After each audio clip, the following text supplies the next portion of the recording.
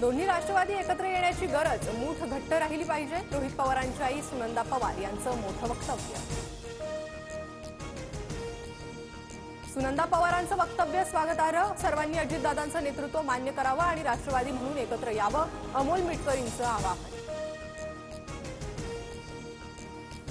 राष्ट्रवादीने एकत्र यावं ही दोन्ही गटातील पदाधिकाऱ्यांची भावना, मात्र आमची राजकीय भूमिका वेगळी, त्यावर वरिष्ठ निर्णय घेतील. सूरज चव्हाणांची प्रतिक्रिया. मोदींचा एक है तो सेफ हेचा नारा, पण बांगलादेश आणि मुंबईतही मंदिरं सुरक्षित नाहीत. दादरच्या मंदिराला आलेल्या नोटीसीवरून उद्धव ठाकरेंचा सवाल. शरद पवारांकडील 5 खासदार फोडा तरच केंद्रात मंत्रिपद. अजित पवारांसह प्रफुल्ल पटेलांना भाजपची ऑफर. संजय राऊतांचा दावा. फक्त फोडाफोडीचं राजकारण सुरू, अजून भाजपला किती राक्षसी बहुमत पाहिजे. उद्धव ठाकरेंचा हल्लाबोल.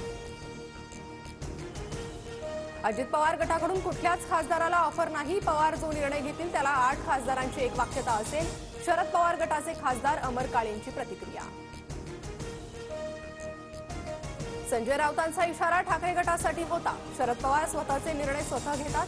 संजय शिरसाट यांचं प्रत्युत्तर.